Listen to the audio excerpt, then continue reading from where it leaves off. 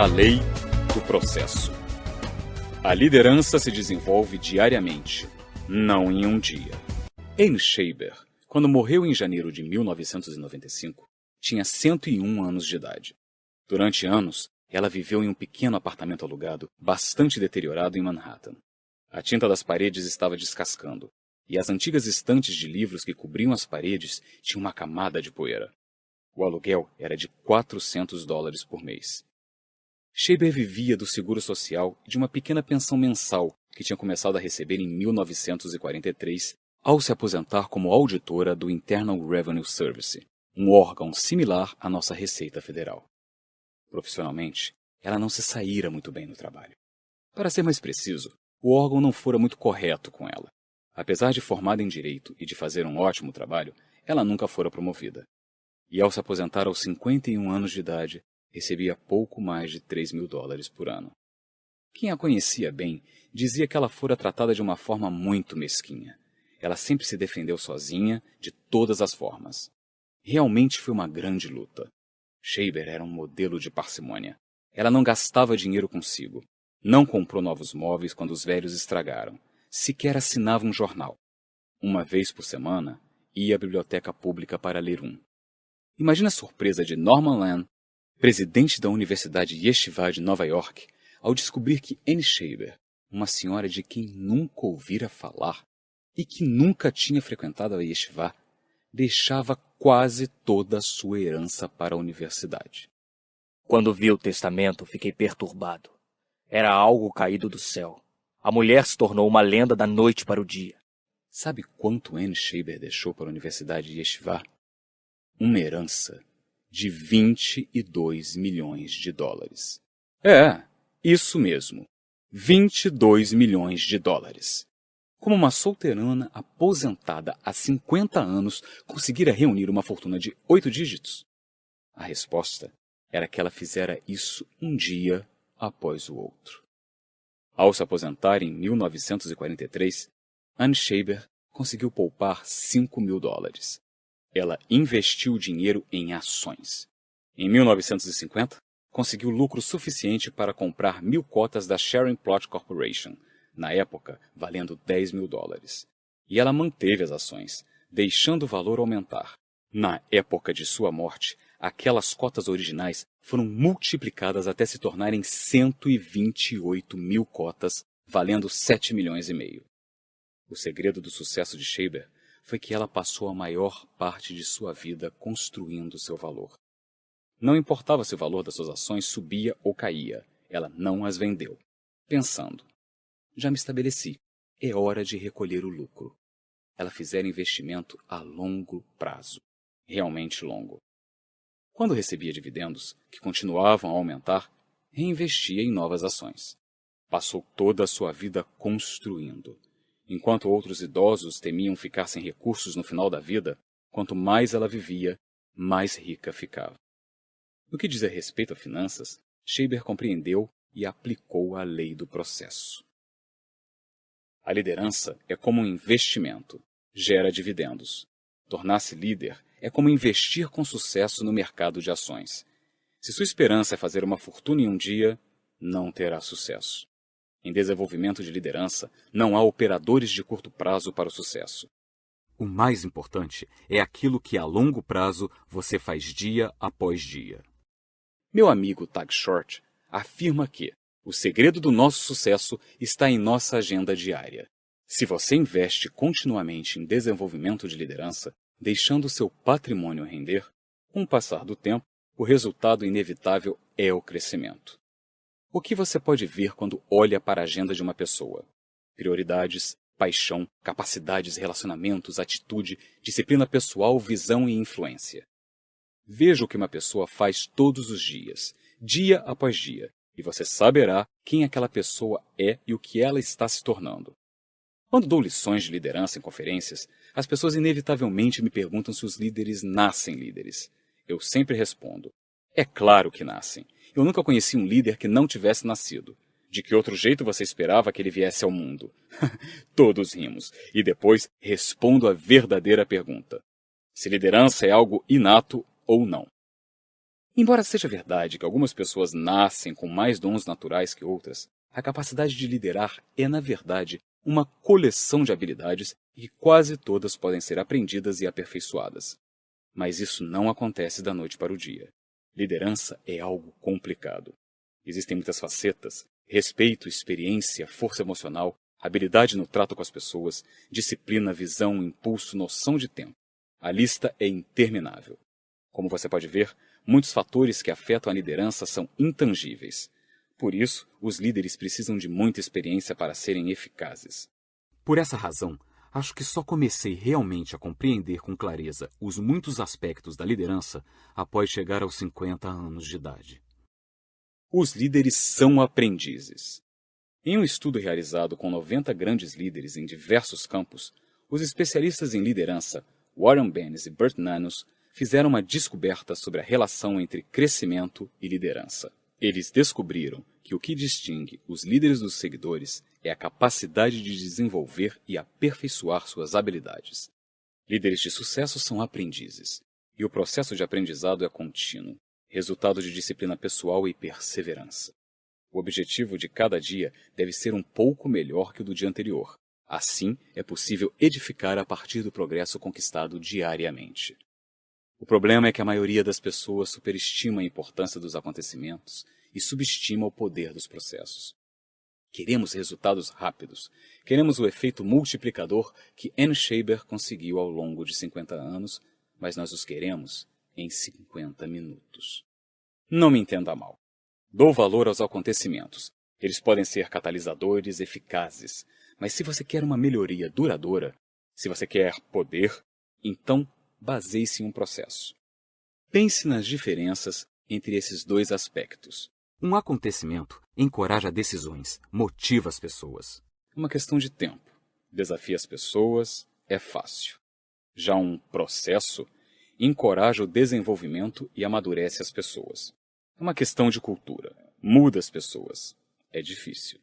Se eu precisar de inspiração para dar passos à frente, então irei a um acontecimento. Se quiser melhorar, então iniciarei um processo e me aterei a ele. Como é o processo de crescimento da liderança? É diferente de pessoa para pessoa. No entanto, tenha você grande capacidade natural de liderança ou não, seu desenvolvimento e sua evolução provavelmente ocorrerão segundo 5 fases. Fase 1. Não sei o que não sei. Muitas pessoas não conseguem reconhecer o valor da liderança. Algumas não reconhecem sua importância. Outras acreditam que liderança é apenas para alguns poucos, para as pessoas no topo da pirâmide empresarial. Elas não têm ideia das oportunidades que se perdem quando não aprendem a liderar. Eu percebi quando um presidente de faculdade me confidenciou que apenas um punhado de estudantes se matricularam em um curso de liderança oferecido pela faculdade. Por que isso? Porque apenas alguns deles se viam como líderes. Se eles compreendessem que liderança é influência e que ao longo de todos os dias a maioria dos indivíduos normalmente tenta influenciar pelo menos 4 outras pessoas, isso poderia despertar o desejo deles de aprender mais sobre o tema. Isso é uma pena, porque enquanto a pessoa não souber o que não sabe, não crescerá. Fase 2. Sei o que preciso saber. Em algum momento da vida, muitas pessoas se descobrem em uma posição de liderança. Mas quando olham ao redor, descobrem que ninguém as está seguindo. Quando isso acontece, nos damos conta de que precisamos aprender como liderar. E claro, é quando o processo pode começar. O primeiro-ministro inglês, Benjamin Disraeli, comentou com sabedoria que estar consciente de que você ignora os fatos é um grande passo para o conhecimento. Foi o que aconteceu comigo quando assumi minha primeira posição de liderança em 1969. Fui capitão de equipes esportivas durante toda a minha vida e presidente do grêmio da faculdade. Portanto, me considerava um líder. Mas quando tentei liderar pessoas no mundo real, descobri essa terrível verdade. Ser encarregado de algo não é o mesmo que ser um líder. E aí, descobri a fase 3. Sei o que não sei. Durante algum tempo, lutei naquela primeira posição de liderança. Para ser honesto, confiei em minha excessiva energia e no carisma que talvez tivesse.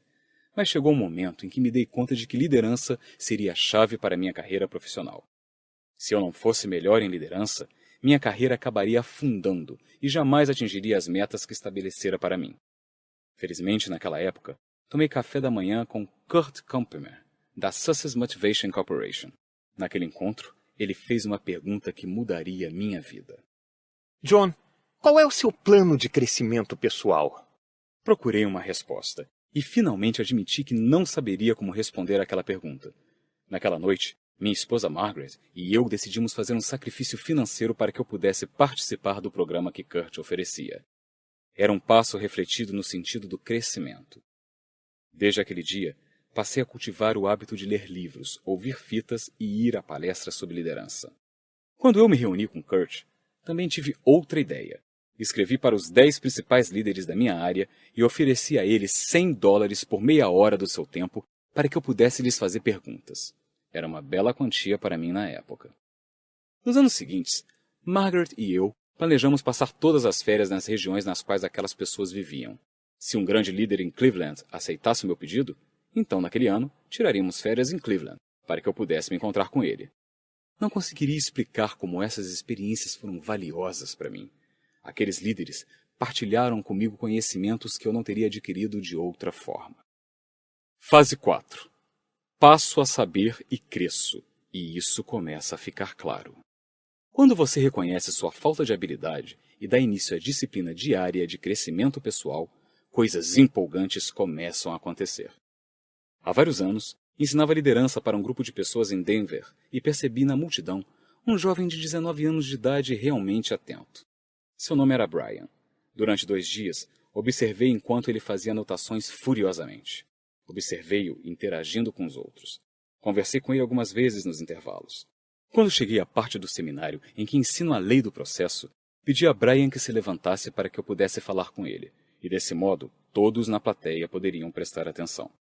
Brian, tenho observado você e estou muito impressionado com sua sede de aprender, de compilar e de crescer. Quero contar um segredo que mudará sua vida. Acredito que em cerca de 20 anos, você será um grande líder. Quero encorajá-lo a aprender liderança durante toda a vida. Leia livros, ouça fitas regularmente e continue a participar dos seminários. E sempre que se deparar com uma verdade, uma pepita de ouro ou uma citação relevante, arquive-a para o futuro. Não será fácil, mas em 5 anos você verá progresso e sua influência aumentará.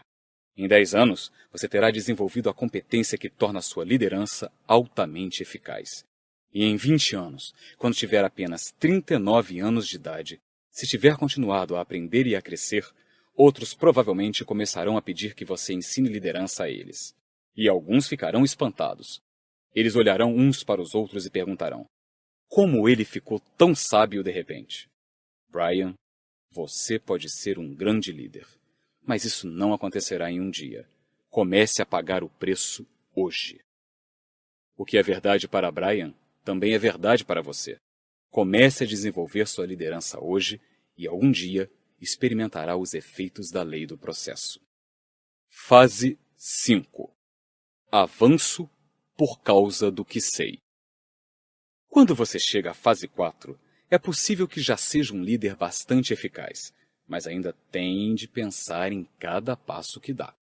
Contudo, ao chegar à fase 5, sua capacidade de liderar se torna quase automática.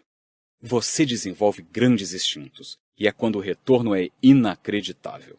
Mas a única forma de conseguir isso é obedecer à lei do processo e pagar o preço. Para liderar amanhã, aprenda hoje. A liderança é desenvolvida diariamente, não em um só dia. Essa é a realidade determinada pela lei do processo. Benjamin Disraeli, escritor e político britânico, afirmou que o segredo do sucesso na vida é o homem estar pronto para seu momento quando ele chegar. O que a pessoa faz de uma forma disciplinada e coerente e prepara para o sucesso, independentemente de sua meta. Você pode ver o efeito da lei do processo em qualquer área. Larry Bird, jogador do Hall da Fama da Liga Profissional Norte-Americana de Basquete, tornou-se um notável arremessador de 3 pontos porque fazia 500 arremessos todas as manhãs antes de ir para a escola.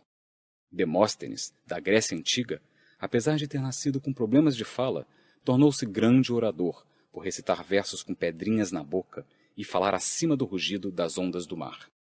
Para se tornar um excelente líder, você precisa ter esse tipo de dedicação. É preciso dedicar-se a essa tarefa todos os dias. Há um antigo ditado que diz que os campeões não se tornam campeões no ringue, eles apenas são reconhecidos ali. É verdade. Se você quer ver alguém se tornar um campeão, observe sua rotina diária. Ouça o que diz o ex-campeão dos pesos pesados, Joe Frazier. Você pode conceber um plano de luta ou um plano de vida. Mas quando a luta começa, você depende dos seus reflexos. É nesse momento que o seu trabalho aparece.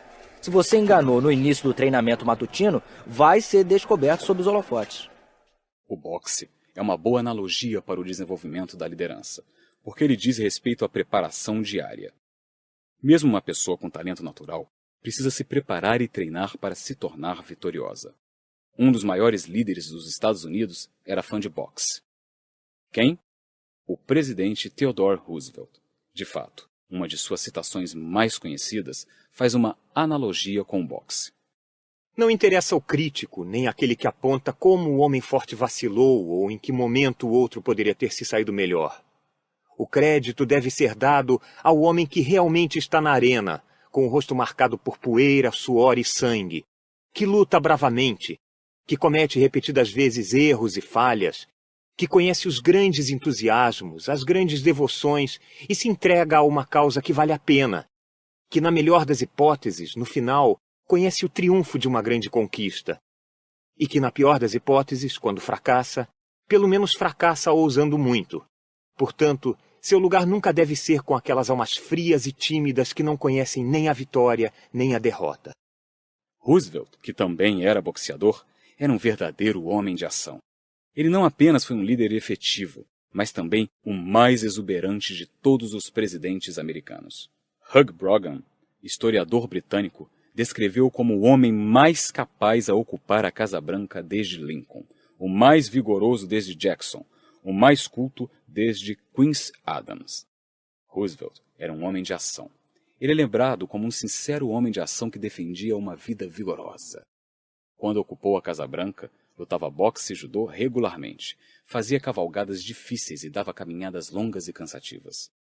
Um embaixador francês que visitou Roosevelt costumava comentar a ocasião em que acompanhou o presidente em uma caminhada pela floresta. Quando os dois homens chegaram a um riacho profundo demais para ser cruzado a pé, Roosevelt tirou suas roupas e esperou que o dignitário fizesse o mesmo para que pudessem nadar até o outro lado. Nada era obstáculo para ele. Em diferentes momentos da sua vida, foi vaqueiro no Oeste, explorador e caçador de grandes animais e oficial de cavalaria na guerra entre a Espanha e os Estados Unidos. Seu entusiasmo e sua energia pareciam inesgotáveis. Como candidato a vice-presidente em 1900, ele fez 673 discursos e viajou mais de 30 mil quilômetros fazendo campanha pelo presidente McKinley. E anos após deixar a presidência, quando se preparava para fazer um discurso em Milwaukee, foi ferido em uma tentativa de assassinato. Com uma costela quebrada e uma bala no peito, insistiu em fazer seu discurso de 1 hora de duração antes de ser levado para o hospital. Roosevelt começou devagar. De todos os líderes que os Estados Unidos tiveram, ele foi um dos mais firmes, física e mentalmente. Mas não começou assim. O presidente vaqueiro dos Estados Unidos nasceu em Manhattan, em uma família rica e importante. Quando criança, era franzino e tinha muitas doenças. Sofria de asma, tinha miopia e era extremamente magro. Seus pais não tinham certeza de que ele sobreviveria. Quando ele tinha 12 anos de idade, o pai do jovem Roosevelt o advertiu. Você tem a mente, mas não tem o corpo. E a mente sem a ajuda do corpo não consegue chegar até onde poderia. Você precisa construir o corpo. Ele seguiu o conselho do seu pai. Viveu de acordo com a lei do processo. Passou a dedicar uma parte do dia para estruturar seu corpo, assim como fazia com sua mente. E fez isso até o final da vida. Ele levantou peso, caminhou, patinou no gelo, caçou, remou, cavalgou e lutou boxe. Posteriormente, avaliou sua evolução admitindo que quando criança era nervoso e tímido. Mas acrescentou. Por causa da leitura sobre as pessoas que eu admirava e do meu pai, eu tinha grande admiração pelos homens destemidos que dominavam o mundo e desejava muito ser como eles. Ao se formar em Harvard, Roosevelt era como eles e estava pronto para entrar no mundo da política. Mas Roosevelt também não se tornou um grande líder da noite para o dia. Seu caminho para a presidência foi de crescimento lento e contínuo. Enquanto ocupava diversas posições, de chefe de polícia de Nova York até presidente dos Estados Unidos, continuou a aprender e a crescer. Ele evoluiu e, com o tempo, tornou-se um líder notável. Mais uma prova do que ele viveu segundo a lei do processo. Sua lista de realizações é impressionante. Sob sua liderança, os Estados Unidos se tornaram uma potência mundial. Ajudou o país a criar uma marinha de primeira classe. Garantiu a construção do Canal do Panamá. Negociou a paz entre Rússia e o Japão. E, nesse processo, recebeu o Prêmio Nobel da Paz. E quando as pessoas questionaram sua liderança, já que ele se tornara presidente com o assassinato de McKinley, ele fez campanha e foi reeleito com a maior margem que qualquer presidente tinha conseguido até aquele momento.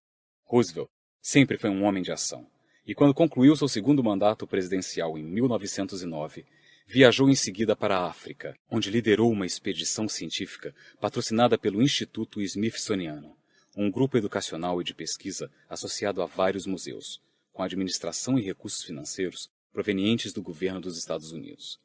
Alguns anos mais tarde, em 1913, ele foi um dos líderes de um grupo que explorou o não mapeado Rio Roosevelt, também conhecido como Rio da Dúvida, no Brasil. Era uma aventura enriquecedora que ele disse que não poderia perder. Anos mais tarde, ele admitiu que aquela era a sua última chance de ser garoto. E ele já tinha 55 anos de idade. No dia 6 de janeiro de 1919, Theodore Roosevelt morreu dormindo em sua casa em Nova York. O vice-presidente Marshall comentou que a morte teve de levá-lo durante o sono, porque se Roosevelt estivesse acordado, teria havido uma briga. Quando eles o retiraram da cama, encontraram um livro sob o travesseiro. Até o último momento, Roosevelt ainda se esforçava para aprender e evoluir. Ele ainda punha em prática a lei do processo. Se você quiser ser líder, a boa notícia é que você pode conseguir isso. Todos têm potencial, mas isso não acontece da noite para o dia. Isso exige perseverança, e você não pode, de modo algum, ignorar a lei do processo. Liderança não é desenvolvida em um dia. Esse é um processo que se desenvolve durante toda a vida. Conforme prometi, incluí alguns questionamentos no fim de cada faixa para ajudá-lo a aplicar cada lei à sua vida. Não queime etapas. Só passe para a próxima faixa depois de refletir sobre as questões. Considere-as como experiência de aprendizado. Como aplicar a lei do processo à sua vida? Qual é seu programa de crescimento pessoal? Se você é como eu era quando me fizeram essa pergunta, tem uma vaga intenção de crescer, embora ainda não tenha um plano específico. Conceba um plano. Recomendo que você leia um livro por mês, ouça pelo menos um CD, fita ou mensagem edificante por semana e assista a uma conferência por ano. Selecione antecipadamente o material necessário. Reserve tempo para o crescimento em sua agenda e comece imediatamente. Se achar difícil desenvolver um planejamento do zero, procure meu livro, Today Matters. O dia de hoje é importante. Ele inclui o plano de crescimento pessoal que usei durante anos. Uma coisa que distingue grandes líderes de bons líderes é o modo como eles investem naqueles que os seguem. Assim como você precisa de um plano para crescer, aqueles que trabalham para você também precisam disso. Você pode trabalhar com grupos de empregados por intermédio de livros, fazer curso de treinamento, orientar as pessoas individualmente. Tudo funciona. Basta fazer com que sua prioridade seja oferecer oportunidades de crescimento. Se você é o líder de uma empresa, de uma organização ou de um departamento, pode criar a cultura do crescimento. Quando as pessoas em sua área de influência sabem que crescimento e desenvolvimento de liderança são valorizados, apoiados e recompensados, isso estimula o crescimento. E o ambiente que você criou começará a atrair realizadores e pessoas com grande potencial.